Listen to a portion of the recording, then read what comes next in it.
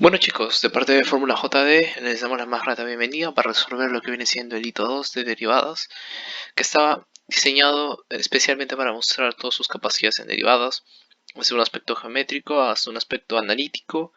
Vamos a reemplazar cada uno de los datos que se nos den los problemas, los vamos a comprender, desentrañar y sobre todo resolver todas sus cuestiones con respecto a este tópico, que si bien puede parecer complicado, en el fondo la práctica y el entendimiento del problema y el planteamiento de la función de manera correcta es lo que les permite obtener los puntos. Ok, mi nombre es Marcelo y bueno, comenzamos. Entonces vamos con el problema número 1, que lo que indica es establecer una relación de los gases ideales, que ya ustedes deben conocerla por química o la han visto en el momento en el colegio, que es Power-Atom. Presión, volumen es igual a número de moles por la constante universal de los gases por temperatura. NR es igual a 1, así que nos facilita bastante los casos, porque más que nada lo que nos están pidiendo es calcular la derivada de la presión con respecto al tiempo, de volumen con respecto a la temperatura, ojo con la T mayúscula que es temperatura, y de volumen con respecto a el tiempo.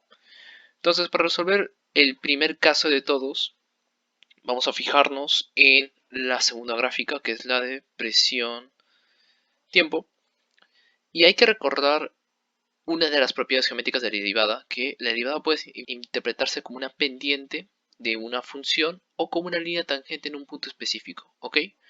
Entonces en este caso nos piden la derivada en el punto 40, entonces más o menos nos estamos ubicando acá. ¿Y cuál es mi recomendación en general para resolver este tipo de problemas? Mi recomendación es que ustedes agarren una regla y comiencen a hacer el trazo, seguir el trazo que tiene la curva. ¿Ok? De manera que ustedes van a tener siempre rectas tangentes a esa curva. Una vez se ubican en el punto 40, de ahí trazan su recta y van a conseguir puntos que más o menos conocidos que les permitan encontrar la pendiente de esta recta. ¿Ok? Porque al final la pendiente de esa recta es la derivada. Entonces vamos a fijarnos, tenemos un punto P1 y un punto P2. Recomiendo bastante usar los puntos que intersectan con el eje Y o con el eje X, en este caso más que nada con el eje Y. P1 y P2 y aplicamos la pendiente, que ya saben es coordenada Y de la segunda coordenada menos Y de la primera, X de la segunda menos X de la primera. Hasta ahí súper bien. Y aquí está la resolución de ese primer ejercicio, donde nuestros puntos P1 y P2 son 0,5, este es 0,5, P2 es 80-70, que se encuentra aquí, y este es el cálculo de la pendiente, que siempre hay que respetar las unidades. Esta gráfica indicaba ATM, atmósferas, en 3 segundos, y efectivamente la pendiente tiene más unidades. Para el caso B es muy similar, vamos a coger nuevamente dos puntos, este y este punto, 0,40 aproximadamente para B1 y 0,80 sería 82.5,0 porque y es 0, y vamos a calcular la pendiente y a simple vista podemos ver que la pendiente está yendo hacia abajo, por lo tanto es negativa, y efectivamente es negativa. ¿Cuál es la cuestión para esta última, la C? Como tal, ustedes pueden observar que no hay ninguna gráfica que diga volumen con respecto al tiempo, entonces vamos a tener un pequeño problema. Entonces, ¿qué tenemos que hacer? Vamos a tener que diferenciar esta función de Power-Atom y está diferenciada de la siguiente manera. Si ustedes pueden apreciar Power-Atom, lo que hacemos es aplicamos una regla de la cadena, ¿ok? Entonces, al aplicar regla de la cadena, P y B son ambas funciones, ninguna es constante, por lo tanto pueden hacer primero considerar esto como constante, B como una función, así que la derivan, más, luego B como constante y luego P como función de P de T.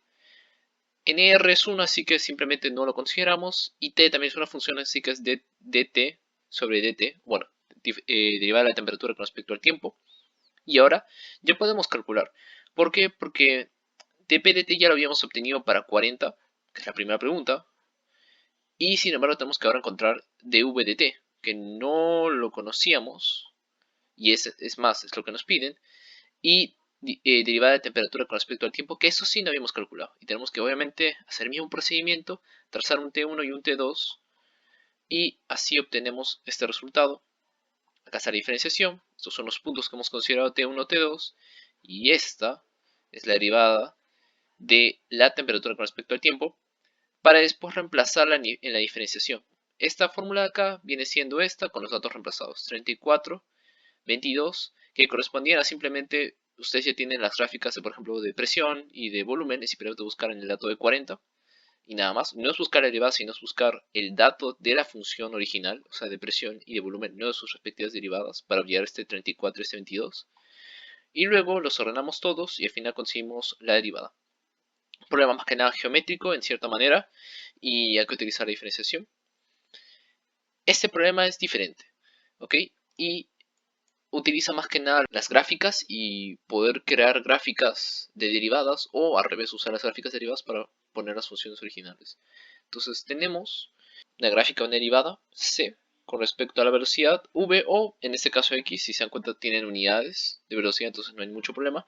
Y lo que nos indica es que es una función de costo v.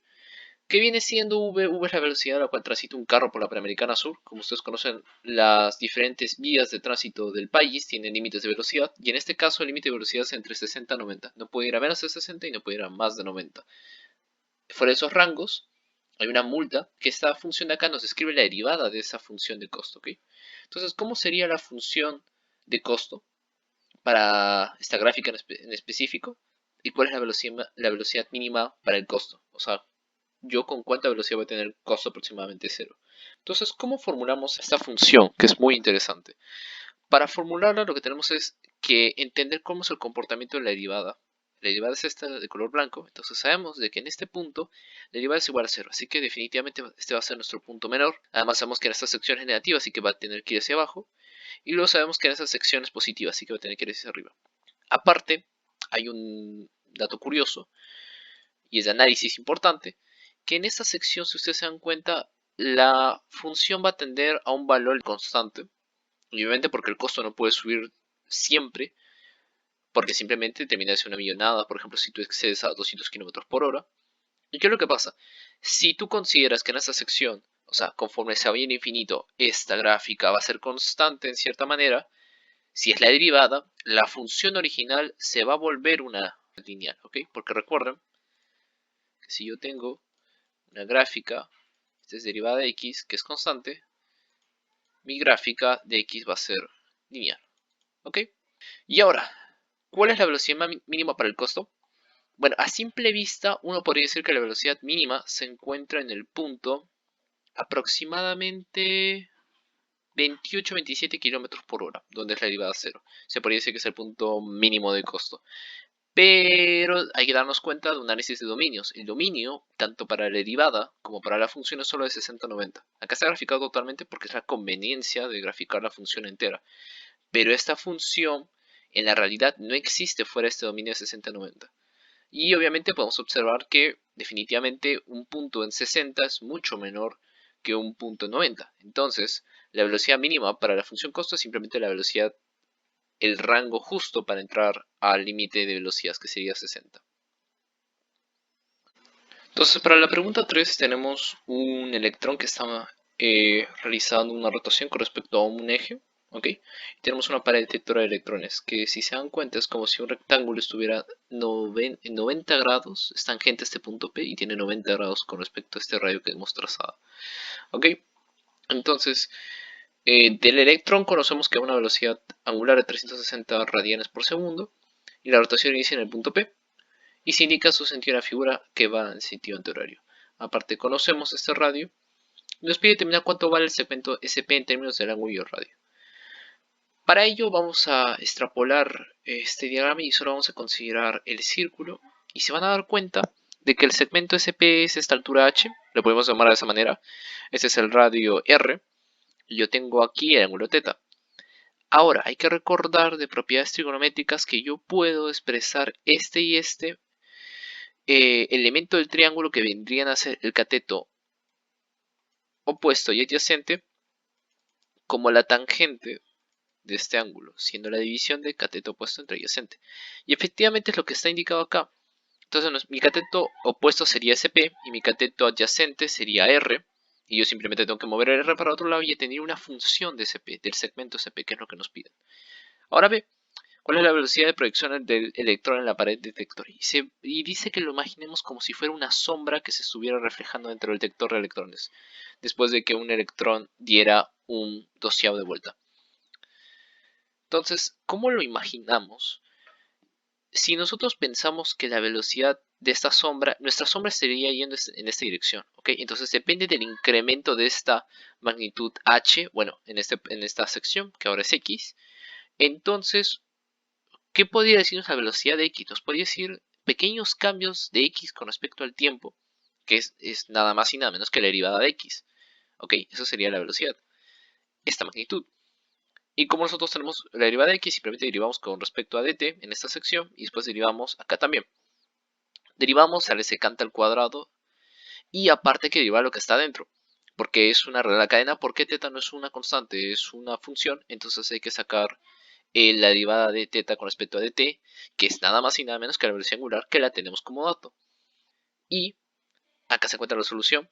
Aparte hay que primero pasar en unidades, entonces acá hacemos el intercambio de radianes a segundo, primero que nada, y luego hacemos el cambio, por ejemplo, de la cantidad de vueltas a radianes también, porque acaso nos dicen una vuelta, entonces una vuelta es equivalente a 2 pi radianes, ok, la longitud de un círculo es un 14 de vuelta, entonces sería 2 sobre 14 pi, acá está el pi, no hay que olvidarnos, y esto quedaría como radianes, ok, entonces colocaríamos acá r, esta es la velocidad angular, que como ya mencioné le hemos pasado a radianes por segundo, este es el rad, y esto terminaría estando en metros entre segundo, ok. Y así se terminaría este problema. Y pasamos al siguiente, que es es el más extenso de todos, que viene siendo un gas real, ¿ok? Tenemos un proceso de expansión de un gas real en una cámara de combustión. Y bueno, el físico Van der Waals en su momento describió esta ecuación para gases reales considerando interacciones moleculares, ¿ok? En un modelo de gas ideal, para los que estudian física y química, en un modelo de gas ideal no se toma en consideración lo que son fuerzas intermoleculares, entonces no hay fuerzas que afectarían en el tema de volumen, y presión y temperatura. Y aquí sí se considera más que nada en estos coeficientes que son A, y es A y B. Entonces A y B son coeficientes que dependen del gas en específico, y en este caso nos dan, son este y este, y el R vamos a considerarlo como 8.314 de toda la vida. Mi recomendación es siempre busquen las unidades que les piden, y en este caso vamos a trabajar con las unidades del SI. Y más o menos esa debe ser su constante. Utilicen unidades de SI, el sistema internacional que viene siendo metros cúbicos, hablamos de grados Kelvin, hablamos de pascales y todo ello. Entonces, en la pregunta A dice, la cámara presenta una tasa de cambio de volumen de 2 centímetros cúbicos entre segundo, ¿y con qué velocidad cambia el radio de la esfera cuando ocupe 3000 centímetros cúbicos? Cuestión. Esta cámara de combustión se puede modelar como una esfera, perdón por no mencionarlo, y ya de por sí estamos viendo que estas no son unidades del SI, así que hay que hacer los respectivos cambios, ¿ok? ¿Cómo podemos obtener una tasa de cambio del radio? Eso es un poco fuera de lugar, a menos que consideremos exactamente esa consideración de lo que viene siendo la cámara de combustión como una esfera. Porque tenemos esta fórmula de volumen de la esfera, podemos diferenciar, ¿ok? Lo que viene siendo el volumen sería dV es igual a 4 tercios por pi. Esto le sacamos la derivada, que sería 3 por r al cuadrado, entonces 3 con 3 se van, y quería dr, y después podemos dividir dt en ambas secciones, ¿ok? O de frente podríamos también derivar con respecto al tiempo, depende de cuál se facilite mejor. Yo recomiendo siempre diferenciar antes que derivar de frente. Y pues bueno, tenemos dv dt, es esta razón de cambio. Podemos conseguir r con la fórmula original del volumen, y dr dt es lo que estamos buscando. Entonces vamos a hacer los cambios. Para el volumen sería simplemente hay que convertir centímetros cúbicos a metros cúbicos. Y para la razón de cambio igual, ya están segundos, entonces solo es cambiar a metros cúbicos. Y una vez hecho esto, podemos hacer los reemplazos. Hay que conseguir el radio con respecto al volumen, y este radio va a estar en metros como está indicado acá. Y luego vamos a hacer ahora el cambio, pero en la derivada para conseguir dr. Y al final se obtendría este resultado. Ok, y esta magnitud, disculpen, proviene de transformar la razón de cambio que nos dan como dato del problema a metros cúbicos. Para esta derivación la voy a hacer paso por paso porque es una derivación más complicada. Y bueno, tenemos acá un producto de funciones porque b es una función, entonces vamos a tener que primero derivar o bien esta y considerar la otra constante. Vamos a empezar con esta, que sería de P más el A se mantiene como una constante y la derivada de 1 sobre B al cuadrado vendría siendo de la siguiente manera. El B al cuadrado se puede pasar a la parte de arriba y quedaría como B menos 2, el menos 2 sale y aparte se le estaría restando un menos 1 a este menos 2 y quedaría menos 3 y puede volver el V menos 3 hacia abajo volviéndolo menos 2 entre V al cubo. Entonces menos A entre B al cubo, todo esto por B menos, bueno, V menos B, ahora más, si nosotros diferenciamos quedaría solo dv dt, porque el B simplemente es una constante así que no se diferencia, no tiene diferenciación, no tiene derivada como tal. Y esto quedaría como R dt. Y ahora sí podemos aplicar el diferencial de tiempo con respecto a toda esta parte, que sería dt aquí. Acá también había un diferencial de v y sería dv dt. Exacto.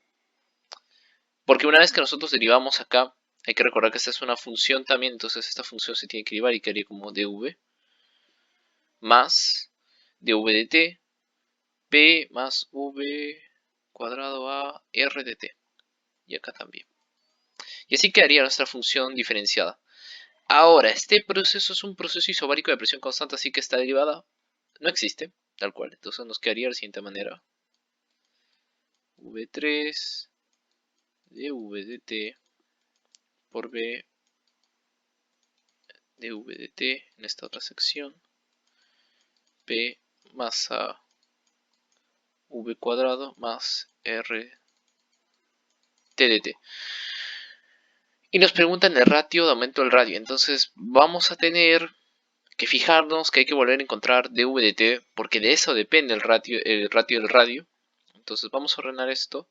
Tenemos la expresión como una asociativa. Bueno, tenemos un factor común. Eso sería más p más v cuadrado. Todo esto es igual a dv dt por r dt dt. Tenemos que encontrar esto. Entonces tenemos A, tenemos B, nos falta P y nos falta V. ¿Ok? Y tenemos tanto el P como el V, pero el V hay que cambiar de unidades, hay que pasarlo a metros cúbicos. Y podremos simplemente aplicar un factor de 10 a la menos 6 metros cúbicos, y acá 6 centímetros cúbicos, y acá es 1. Y esto quedaría como 1.3 por 10 a la menos 3 metros cúbicos. Y si lo manejan de esa manera, pueden pasarlo a su calculadora y darse cuenta que es exactamente lo mismo. Y el P ya lo tenemos, entonces sería menos 2, el factor de A que es 0.356, entre el volumen que hemos hallado que es 4.3 por 10 a la menos 3, 3. Acá también estaría ese número, menos B, que sería 0.789, más P, que sería 375 por 10 a la menos 3, porque está en kilopascales, hay que aplicarle el factor, que sería 0.356 entre 4.3 por 10 a la menos 3 al cuadrado. Y esto sería igual a, lo vamos a pasar en la calculadora. Recomendación: siempre traten de despejar sus expresiones lo más posible y solo ingresen la mínima cantidad de operaciones en la calculadora, más que nada para no perder precisión. Entonces esto quedaría tal que 7.42 por 10 a la 6. Sale un dato bastante grande, más que nada por el tema de la expresión. La expresión es muy grande y también tenemos volúmenes muy pequeños. Ok, entonces sería 7.42 por 10 a la 6 por dv dt por 8.314, que es R, y dt es 1.5. Entonces ahí tenemos, y con esto tendríamos dv dt Ok. Y tendríamos que el cambio del volumen es igual a esta magnitud en metros cúbicos entre segundo. ¿Cómo sé las unidades? Más que nada porque utiliza unidades fundamentales que vienen siendo, por ejemplo, metros cúbicos, pascales, Kelvin. Entonces las unidades ya están predichas por la propia ecuación, si es que no quiero hacer análisis dimensional de cada una de las unidades. ¿Para qué hago dVdt? Porque dVdt lo puedo relacionar como la pregunta número 1. Y con esto obtengo el ratio del radio. Entonces sería tal que, pero no hemos encontrado el radio. Ahora que me percato. Y deberíamos obtenerlo a partir del volumen. Entonces vamos a hacer 4300 por 10 a la menos 6 es igual a 4 tercios pi r cuadrado. Ok, y esto ya está pasado en metros cúbicos, así que el radio nos va a salir en metros y no en centímetros como originalmente iba a ser. Y el radio nos sale 0.01 metros, ok. Entonces acá podemos por fin reemplazar nuestros datos. Es un problema largo en general, pero es un problema que prácticamente toma en consideración cada una de las aptitudes de diferenciación. Y estos son los problemas que se manejan a nivel hito en ocasiones, no tan largos, pero sí toman en cuenta todas estas habilidades. O sea, hablamos de la diferenciación, hablamos de el concepto geométrico de derivada, hablamos de utilizar funciones que a veces tenemos que modelar o a veces ya nos entrega y en base a eso tenemos que operar. Sería 1.311 por 10 a la menos 5 metros entre segundo. Ese es el ratio del radio o la derivada del radio y es positivo. Vamos a la última pregunta. La última pregunta que nos dan es, conforme la reacción comienza a cesar, la función interna, la presión interna, perdón, comienza a reducirse, ¿ok? Entonces la presión se escrita por esta función que tenemos acá, y está en pascales, y tenemos como variable independiente el tiempo, que está en segundos. Entonces, ¿para qué segundo t se tiene a la mínima presión posible? Entonces, vamos aquí y vamos a analizar lo que viene siendo la derivada. ¿Por qué? Porque ustedes tienen que recordar que en derivada 0, derivada igual a 0, tenemos puntos críticos donde es posible que el valor sea máximo o mínimo o sencillamente no existe la función. ¿Ok? En este caso vamos a pensar que es el valor mínimo, tal cual, y vamos a ver por qué. Derivamos esta función, ese número grande que acabamos de ver, este 200.300, vamos a considerar como una constante. Y cuando derivamos esto simplemente pasamos este factor acá a multiplicar toda la función y nada más. Así se diferenciaría esto porque e elevado a la t, su derivada es e elevado a la t, tal cual, y simplemente hay que aplicar regla de la cadena, porque una vez que derivo lo de afuera, derivo esto de adentro y simplemente cae el factor hacia el otro lado. ¿Qué haría la función así? Pero yo ni siquiera necesito obtener esto. ¿Por qué? Si ustedes recuerdan de funciones exponenciales, este es un factor que está siendo elevado al negativo. Entonces, conforme t vaya hacia el infinito, este factor comenzará a reducirse un montón. Va a reducirse hasta que esto sea prácticamente inexistente. Casi cero. Y como está multiplicando todo ese factor, algo por 0 es igual a 0. Así que la función es así, es negativa porque tiene este menos, y va perdiendo valor, valor, valor, hasta tender a 0. Hasta tener un valor constante, lo que viene siendo la función original. Esto es la derivada. Y para la función original, va a empezar con un valor positivo y va reduciéndose, reduciéndose, reduciéndose, hasta llegar a un punto 0. Entonces, ¿qué significa? Que para un t al infinito, la presión mínima es sencillamente 0.